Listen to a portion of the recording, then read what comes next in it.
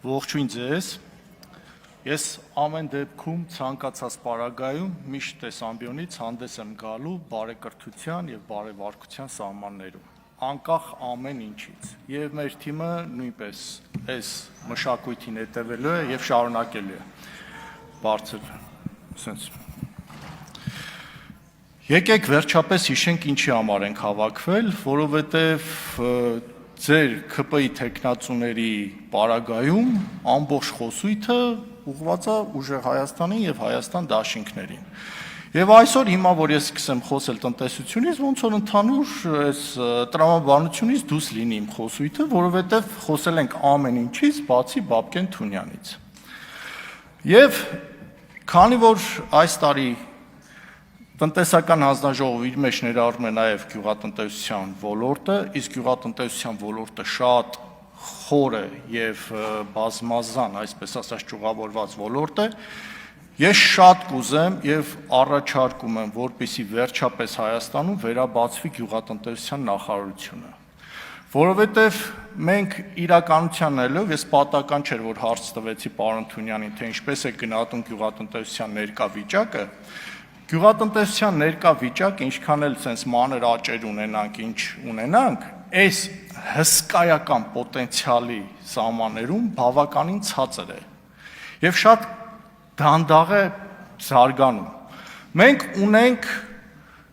այն եզակի երկրներից ենք, որ ունենք կլիմայական բազմազան գոտիներ, մերձարևադարձային խիստ ցամաքային գոտուց մինչև մերձարկտիկական կլիմայական գոտի, որտեղ հնարավոր է աճեցնել բազմապիսի եւ բազմազան մշակաբույսեր։ Մենք ունենք ջրային բավարար ռեսուրսներ, 7 միլիարդ խորանարդ մետրից ավել մակերեսային կուտակման ջուր, ինչը մսխվում է մեր երկրում, մսխվում է մեծ քանակով։ Մեզ անհրաժեշտ է այս ոլորտը մանավանդ վերջին 1-2 տարիներին շատ լուրջ խնդիրների առաջ է կանգնել եւ հիմա էլ մենք կանգնած ենք շատ լուրջ խնդիրների առաջ եւ պետք է կարողանանք պատվով դուրս գալ, որովհետեւ այսպես ասած կոնի վրա մեր գյուղացիների, մեր ֆերմերների քրտնաջան աշխատանքն է։ Ես ինքս որպես գյուղատնտեսությունով զբաղված մարդ եւ շատ մեծ կորուստներ կրած մարդ հորդորում եմ հնարավորինս շուտ բացել գյուղատնտեսության նախարարությունը, որովհետև այդ նախարարությունը այս խնդիրների պարագայում ենթադրում է շուտափույթ լուծումների, այսպես ասած, համակարգում գտնում։ Մենք ունենք բազմաթիվ եւ բազմապիսի խնդիրներ, որոնք պետք է հնարավորինս լուծվել։ Այսօր գյուղատնտեսության ոլորտը, ինչպես ցանկացած այլ ոլորտ, ապրում է շատ արագ զարգացում, տեղի են ունենում նոր հետաքրքիր ինովացիաներ, ավտոմատացման համակարգեր, որոնցից մենք բավականին հետ ենք ընկել։ Եվ պետք է նախարարությունը զբաղվի նրանով, զբաղվի միջազգային շուկայով տեղի ունեցող թրենդերով եւ ինչքան էլ այս ոլորտը այն եզակի ոլորտներից է, որ ամբողջ աշխարհի գրեթե բոլոր զարգացած երկրները պետական աջակցություն են տրամադրում ֆերմերներին, որ կարողանան լինել մրցունակ, ԱՄՆ-ից սկսած եվրոպական երկրներով միջև Ավստրալիա, բոլորը պետք է ճիշտ թիրախային աշխատանք, որովհետև տարեկան 40 միլիարդ դրամ ավել գումար է մատակարարում այդ ոլորտ եւ այդ ոլորտում ստացվող արդյունքը բավարար չէ, ժողովուրդ հավատացեք, բավարար չէ։ Ամենակարևորը սննդի ոլորտը ինքը իրենից ներկայացնում է նաեւ պարենային անվտանգության բաղադրիչներից մեկը, թունաքիմիկատների ճիշտ վերահսկողություն։ Այսօր, որ մենք խոսում ենք շուկայի դիվերսիֆիկացման մասին եւ կարելի ասել չի ստացվում այս շուկան դիվերսիֆիկացնել։ Եվ պարոն Թունյան, որ խնդրեի Ռուսաստանի առաջարկը կասեք, ինչ առաջարկներ էին ասել վերաբացելու համար, եթե հնարավոր է թույլ կտաք։ Լավ, եզրափակիչում կասեք, առաջարկ եղել է այն, ինչ ես 7-8 տարուց ավել խոսում եմ, որ պարտադիր պետք է գյուղատնտեսության արտադրանքի արտադրության հետագծելիություն ապահովել, որպեսզի նաև կարողանանք լուծել առողջապահական խնդիր։ Այսօր այսքան հիվանդություններ, որ կան, այսքան խնդիրներ կան առողջապահական համակարգում, նաև սննդի հետ կապված խնդիրների պատճառով է տեղի ունենում։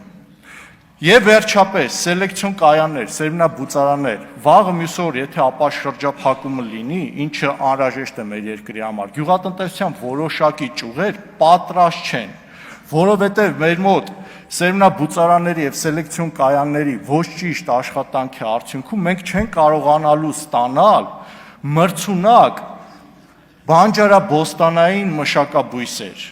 Մեզ պետք են նոր սորտեր, մեզ պետք են նոր հետաքրքիր մոտեցումներ, մթերման կայաններ։ Այս ամեն ինչը, պարոն Թունյան, նաև իմ առաջարկն է, որպեսզի դուք բարձրացնեք այս խնդիրը եւ հնարավորինս շուտ լուծվի։ Այսօր տեսեք, ինձ բազմաթիվ կոմբայնավարներ են զանգել, ասում են Հունձի շրջանը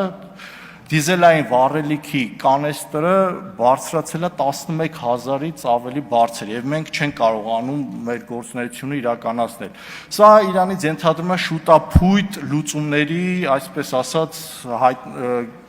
ներկայացում։ Կարող է պետք լինի սուբսիդավորել ներկապային կարող է պետք լինի սուբսիդավորել այս պահին Հունձի ժամանակ դիզելային վառելիքը։ Մոտ ժամանակներս արդեն խաղողի բերքահավաքի ժամանակն է գալիս, ինչը ենթադրում է նորից հստակ գործիքակազմի կիրառում, որպեսզի ֆերմերը չմնա իր արտադրած, իր այսպես ասած աճեցրած բերքի մոտ ձեռնունայն։ Այս ամեն ինչը հետևում է հստակ անասնապահության ոլորտում, գիտեք, արդեն խոշոր եղջերավոր անասունների գլխաքանակի պատճառով Հայաստանում տավարի միսը փետրվարից մինչև հիմա բարձրացել է 1000 եւ պլյուս դրամով կիլոգրամի կտրվածքով, ինչը չի կարող բացասական ազդեցություն չունենալ մեր հայրենակիցների սննդի հետ կապված հարցերում։ Եվ ամենակարևորը, դուք առաջ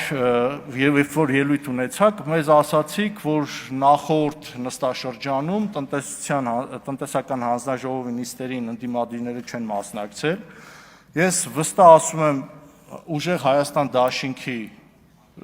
տնտեսական հանձնաժողովի բոլոր անդամները ոչ միայն մասնակցելու են, այլ ակտիվ իրենց ներդրումն են փորձելու ունենալ եւ պլյուս մի հոգի եւ այդ մի հոգին ես եմ լինելու, հուսով եմ գյուղատնտեսության թեմաներով ինձ կհրավիրեք ձեր նիստերին։ Շնորհակալություն։